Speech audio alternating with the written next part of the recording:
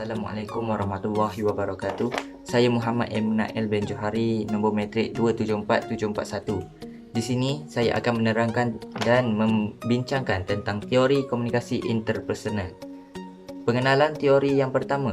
Komunikasi interpersonal adalah bidang kajian mengenai bagaimana individu manusia berinteraksi satu sama lain secara verbal atau bukan verbal bagi mencipta maksud dan membina hubungan.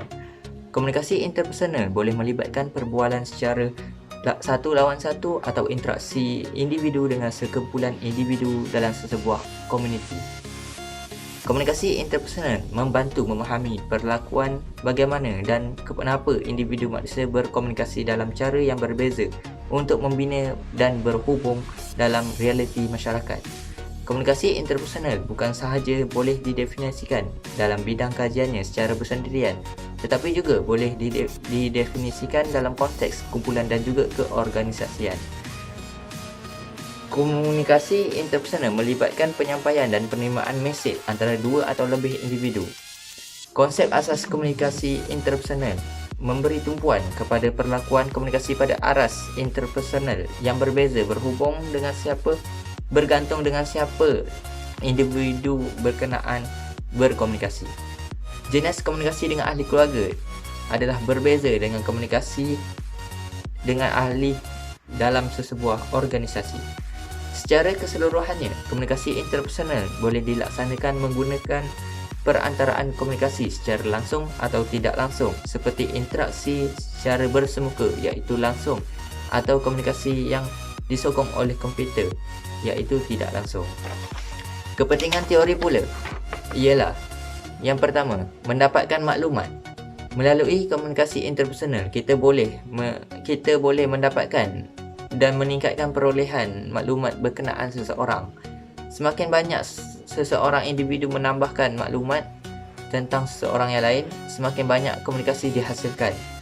Boleh mentafsir pemikiran, perasaan dan tingkah laku individu lain jika kita mengetahui banyak perkara tentang dirinya. Maklumat diperolehi secara pasif iaitu melalui pemerhatian dan aktif iaitu melalui penglibatan bersama mereka secara interaktif. Yang kedua, membina konteks persefahaman. Komunikasi interpersonal membantu kita memahami percakapan seseorang mengikut konteks yang tertentu. Perkataan yang dikeluarkan mungkin membawa maksud berbeza bergantung bagaimana ia disebut dan bagaimana konteks persekitarannya. Yang ketiga, membangunkan identiti. Peranan yang dimainkan dalam komunikasi interpersonal membantu dalam pembinaan identiti. Yang keempat, keperluan interpersonal. Manusia memerlukan komunikasi interpersonal bagi meluahkan dan menerima keperluan interpersonal itu sendiri. Okey, yang terakhir kesimpulannya. Mempelajari teori komunikasi interpersonal dapat memberikan manfaat di antaranya adalah: yang pertama, kita memahami pengertian komunikasi interpersonal. Yang kedua, kita memahami aspek penting dalam komunikasi interpersonal. Dan yang ketiga, kita memahami berbagai teori komunikasi interpersonal mengikut para ahli. Sekian.